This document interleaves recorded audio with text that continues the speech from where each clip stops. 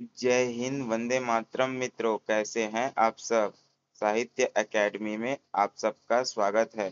आइए हम UGC net paper 2 Hindi साहित्य इकाई 3 पाश्चात्य काव्य शास्त्र पर चर्चा करें। पाश्चात्य काव्य शास्त्र वेस्टर्न पोएटिक्स के उद्भव के साक्ष्य ईसा के 8 शताब्दी पूर्व से मिलने लगते हैं।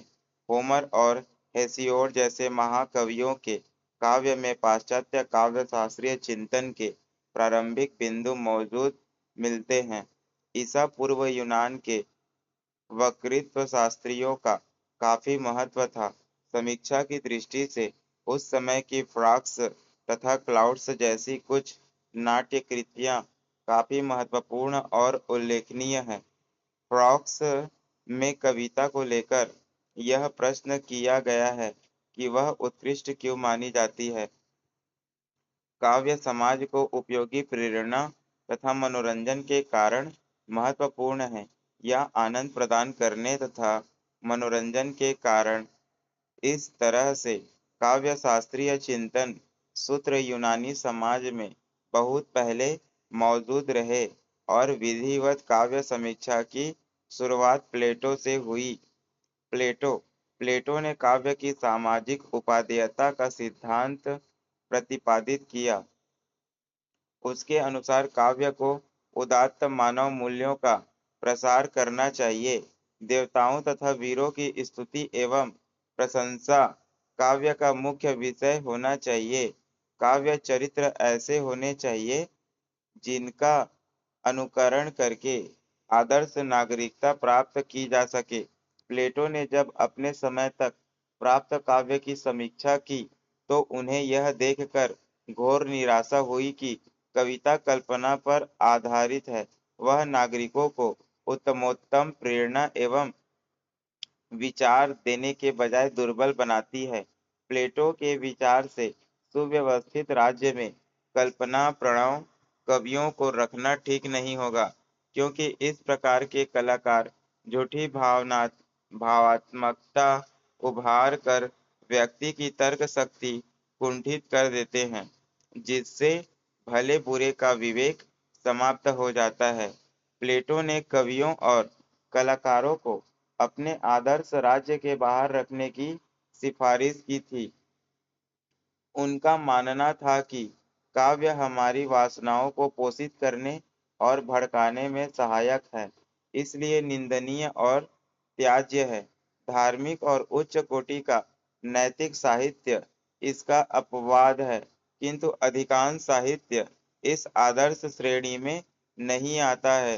प्लेटो के कला और काव्य संबंधी विवेचन से सौंदर्य शास्त्रीय एवं काव्य शास्त्रीय चिंतन में अनुकृति सिद्धांत का समावेश हुआ है।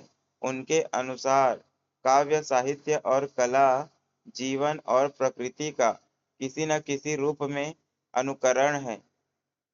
काव्य को कला का ही एक रूप मानने वाले प्लेटो के अनुसार कवि और कलाकार अनुकरण करते हुए मूल वस्तु या चरित्रों के बिंबों और दृश्यों की प्रतिमूर्ति उपस्थित करते हैं। वे उस वस्तु या चरित्र की वास्तविकता का ज्ञान नहीं रखते। कलाओं और कविताओं को निम्न कोटि का मानने वाले प्लेटो अनुकरण के दो पक्ष मानते हैं। पहला, जिसका अनुकरण किया जाता है, और दूसरा, अनुकरण का स्वरूप। अगर अनुकरण का तत्व मंगलकारी है और अनुकरण पूर्ण एवं उत्तम है तो वह स्वागत योग्य है, परंतु प्रायः अनुकृत्य वस्तु अमंगलकारी होती है तथा कभी-कभी मंगलकारी वस्तु का अनुकरण अधूरा और अपूर्ण होता है। ऐसी दशा में कला सत्य से परे और हानिकारक होती है। अरस्तु आगे चलकर प्लेटो के शिष्य अरस्तु ने कलाओं को अनुकरणात्मक मानते हुए भी उनके महत्व को स्वीकार किया। यह प्लेटो के विचारों से भिन्न दृष्टि थी। प्लेटो के विचार जहाँ नैतिक और सामाजिक है, वहीं अरस्तु की दृष्टि सौंदर्यवादी है। उन्होंने विरेचन सिद्धांत प्रस्तुत किया। इस सिद्धांत के अनुसार गंभीर कार्यों की सफल और प्रभावशाली अनुकृति वर्णन के रूप में न होकर कार्यों के रूप में होती है, जिसमें करुणा और भय उत्पन्न करने वाली घटनाएं होती है, जो इन भावों के विरेचन द्वारा एक राहत और आनंद प्रदान करती है। अरस्तु के विचार से भय और करुणा के दो भाव हमारे भीतर घनीभूत होते रहते हैं। इस प्रकार की त्रासदी को देखने पर कुशल अभिनय द्वारा ये भाव संतुलित और समंजित हो जाते हैं और इस प्रकार हमारे मन को राहत और आनंद की अनुभूति होती है। कविता या नाटक के पात्रों के बीच इन उत्तेजित वासनाओं और उसके दुष्परिणामों का हमारे शरीर और जीवन से सीधा संबंध न होने के कारण ये वासनाएं परिष्कृत संवेदनाओं का रूप ग्रहण करती है। यही भावों का विरेचन है और कविता का यही वास्तविक प्रभाव और कार्य होता है। अरस्तु ने कहा कि काव्य कल्पना पर आधारित होती है, वह वास्तविकता का चित्रण नहीं होता, बल्कि उसका काव्य आधार संभावना है। काव्य वास्तव में अनुकरण है, किंतु यही उसकी विशिष्टता है। लेकिन कवि वस्तुओं की पुनर्रचना करता है, नकल नहीं। अनुकरण के कारण ही काव्य आनंददायक होता है। उससे शिक्षा प्राप्त हो सकती है, किंतु उसका उद्देश्य शिक्षा प्रदान करना नहीं है। इस प्रकार अरस्तु ने प्लेटो के काव्य संबंधी विचारों एवं आरोपों का निराकरण किया है। औदात्य सिद्धांत। प्लेटो और अरस्तु के बाद यूनानी काव्य समीक्षा के क्षेत्र में एक प्रतिनिधि काव्यशास्त्री लोंजाइनस का नाम भी प्रमुखता से आता है। उन्होंने औदात्य सिद्धांत का प्रतिपादन किया। लोंजाइनस के इस सिद्धांत की अवधारणा ने साहित्येतर इतिहास, दर्शन और धर्म जैसे विषयों को भी अपने अंतर्गत समावेशित किया। उनके अनुसार औदात्य वाणी का उत्कर्ष कांति और वैशिष्ट्य है, जिसके कारण महान कवियों, इतिहासकारों, दार्शनिकों को प्रतिष्ठा, सम्मान और ख्याति प्राप्त हुई है। इसी से उनकी कृतियां गरिमामय बनी हैं और उनका प्रभाव युग युगांतर तक प्रतिष्ठित हो सका है। उन्होंने उदात्त को काव्य का प्रमुख तत्व माना है। उनके अनुसार विचारों की उदात्तता, भावों की उदात्तता, अलंकारों की उदात्तता, शब्द विन्यास की उदात्तता तथा वाक्य विन्यास की उदात्तता किसी भी काव्य को श्रेष्ठ बनाती है। एक श्रेष्ठ कविता लोगों को आनंद प्रदान करती है तथा दिव्य लोक में पहुंचाती है। इस सिद्धांत ने पाश्चात्य जगत को काफी प्रभावित किया। धीरे धीरे समय के साथ यूनानी समीक्षा कमजोर पड़ने लगी और रोमन समीक्षा का प्रभाव बढ़ा। रोमन कला, साहित्य और संस्कृति संबंधी विचार विमर्श का केंद्र बना। वहां के सिसरो तथा वर्जिल जैसे समीक्षकों ने पाश्चात्य काव्य शास्त्र में उल्लेखनीय योगदान दिया। होरेस ने कहा कि काव्य में सामंजस्य और औचित्य का होना आवश्यक है। काव्य में श्रेष्ठ विचारों के सामंजस्य के साथ ही पुरातन एवं नवीन नवीन का समन्वय होना चाहिए। काव्य के भाव पक्ष तथा कला पक्ष दोनों की उत्कृष्टता के प्रति कवि को सजग तथा प्रयत्नशील होना चाहिए। मध्ययुगीन समीक्षा 5वीं से लेकर 15वीं शताब्दी के समय को पाश्चात्य काव्य शास्त्र की दृष्टि से अंधा युग माना जाता है। इस दौरान चर्च और पादरियों के प्रभाव के कारण काव्य तथा समीक्षा बुरी तरह से प्रभावित हुई। काव्य में उपदेशात्मकता को अधिक महत्व दिया गया। इस काल के काव्य शास्त्रियों में दांते प्रमुख हैं। उनका समय 1265 से 1391 के बीच माना गया है। उन्होंने गरिमा मंडित स्तरीय जन भाषा को काव्य के लिए सबसे उपयुक्त माना। काव्य में जन भाषा के आग्रही दांते ने कहा कि प्रतिभा के साथ ही कवि के लिए परिश्रम और अभ्यास भी आवश्यक है। उनके मुताबिक उच्च विचार, राष्ट्र प्रेम, मानव प्रेम और सौंदर्य प्रेम काव्य को महत्व प्रदान करते हैं। पुनर्जागरण काल। मध्ययुगीन समीक्षा चर्च और पादरियों के प्रभाव में उपदेशात्मक हो गई थी। रिनेसा या पुनर्जागरण काल में सिडनी और बेन जॉनसन ने उसे मुक्त कराया। सिडनी ने कहा कि आदिकाल से अब तक कविता ही ज्ञान विज्ञान के प्रसार का माध्यम रही है तथा इसकी उपयोगिता प्रत्येक परिस्थिति में बनी रहेगी। काव्य का उद्देश्य सदाचरण की शिक्षा देने के साथ ही आनंद प्रदान करता है। प्रकृति के अनुकरण का अर्थ नकल नहीं बल्कि उसे भव्यतम रूप में प्रस्तुत कर प्रकृति के प्रति अनुराग उत्पन्न करना है। उसका वास्तविक अर्थ सृजनशीलता है। इसी काल के दूसरे प्रसिद्ध समीक्षक बेन जॉनसन ने भौतिकता के निर्वाह पर बल दिया तथा क्लासिक साहित्य के अनुकरण तथा अनुशीलन को रेखांकित किया।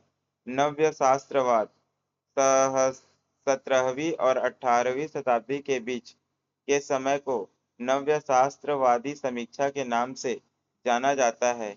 इसकी स्थापनाओं के अनुसार साहित्य में उन्नत विचारों का गांभीर्य होना चाहिए। साहित्य में उपदेशात्मकता अपेक्षित साहित्य रचना के लिए अभ्यास तथा अध्ययन का महत्व होता है। हृदय पक्ष की तुलना में बुद्धि और तर्क का महत्व अधिक है। इस समीक्षा के अंतर्गत उत्कृष्ट प्राचीन साहित्य के अध्ययन की अभिरुचि, पुरातन साहित्य मानदंडों के पालन, साहित्य के बाह्य पक्ष की उत्कृष्टता तथा कलात्मक सौष्ठव पर बल दिया गया। स्वच्छंदतावाद 18वीं सदी के उत्तरार्ध तथा 19वीं सदी के प्रारंभ में स्वच्छंदतावाद ने जोर पकड़ा और वर्ड्सवर्थ, कालरीज, शेली तथा कीट्स जैसे कवियों ने स्वच्छंदतावादी काव्य के जरिए स्वच्छंदतावाद नियामक समीक्षा सिद्धांत की प्रस्थापना दी। इसके तहत काव्य में कवि कल्पना को महत्व प्रदान किया गया, आत्मानुभूति की अभिव्यक्ति पर अधिक बल तथा काव्य के भाव पक्ष को केंद्र में रखा गया। काव्य का उद्देश्य स्वांतः सुखाय तथा आनंद मानते हुए स्वच्छंदतावादी काव्य में प्रेरणा, प्रतिभा तथा कल्पना को प्रमुखता मिली। यथार्थवाद इस समीक्षा सिद्धांत में वस्तु स्थिति तथा तथ्यपरकता का आग्रह था। साहित्य की नवीनता, प्राचीन साहित्यिक मानदंडों, परंपराओं तथा रूढ़ियों को नकारने की प्रवृत्ति तथा शिल्पगत नवीनता आदि के आग्रह के कारण यथार्थवाद का काफी विकास हुआ और आगे चलकर इसी के गर्भ से प्रगतिवाद, समाजवादी यथार्थवाद तथा मनोवैज्ञानिक यथार्थवाद का विकास हुआ। कलावाद इसके अनुसार कला कला के लिए है, रचना किसी सिद्धि के लिए नहीं होती। नैतिकता, उपदेश या मनोरंजन काव्य का उद्देश्य नहीं है, अपितु वह स्वांतः सुखाय है। इसके अंतर्गत अनुभूति की मौलिकता एवं नवीनता पर विशेष जोर रहा। अभिव्यंजनावाद इस सिद्धांत का प्रतिपादन करते हुए बेनेदेतो क्रोचे ने कहा कि काव्य वस्तु नहीं बल्कि काव्य शैली महत्वपूर्ण है। अर्थ की अपेक्षा शब्द महत्वपूर्ण है और काव्य का सौंदर्य विषय पर नहीं बल्कि शैली पर निर्भर है। अभिव्यंजना ही काव्य का काव्य तत्व है। प्रतीकवाद 19वीं शताब्दी के उत्तरार्ध में बॉडलेयर, मेलार्मे, बर्लेन तथा वैलरी आदि ने प्रतीकवाद को बल प्रदान किया। 1886 में कवि ज्यां मोरो ऑस ने फिगारो नामक पत्र में प्रतीकवाद का घोषणा पत्र प्रकाशित किया। इस समीक्षा संप्रदाय ने काव्य में शब्द का महत्व सर्वोपरि बताया और कहा कि कविता शब्दों से लिखी जाती है, विचारों से नहीं। काव्य सर्वसाधारण के लिए नहीं बल्कि उसे समझ सकने वाले लोगों के लिए होता है। कवि किसी अन्य के प्रति नहीं, अपनी आत्मा के प्रति प्रतिबद्ध होता है। शब्द अनुभूतियों और विचारों के प्रतीक होते हैं। 20वीं शताब्दी आते आते समीक्षा की कई प्रणालियां विकसित हुई। आधुनिक युग के इस दौर पर प्रमुख रूप से टी एस एलियट तथा आई ए रिचर्ड्स ने काफी प्रभाव डाला। टी एस एलियट ने परंपरा तथा व्यक्तिक प्रतिभा के समन्वय, निर्वैयक्तिकता के सिद्धांत, वस्तुनिष्ठ समीकरण के सिद्धांत तथा अतीत की वर्तमानता के सिद्धांत का प्रतिपादन करके तुलनात्मकता के माध्यम से वस्तुनिष्ठ समीक्षा का ताना-बाना खड़ा किया। आई ए रिचर्ड्स ने आधुनिक ज्ञान के आलोक में मूल्य सिद्धांत की नई व्याख्या करते हुए व्यावहारिक समीक्षा का सिद्धांत प्रस्तुत किया। इसी शताब्दी में न्यू क्रिटिसिज्म तथा शिकागो समीक्षा का भी प्रभाव देखा गया। काव्य के प्रमुख तत्व के रूप में स्ट्रक्चर व टेक्सचर के माध्यम से वस्तुनिष्ठ समीक्षा असरदार बनी। शैली वैज्ञानिक समीक्षा प्रणाली भी इसी दौर की देन है। पाश्चात्य काव्य शास्त्र। आशा करता हूँ कि मेरा यह प्रयास आपको अच्छा लगा हो। जय हिंद, वंदे मातरम। धन्यवाद मित्रों।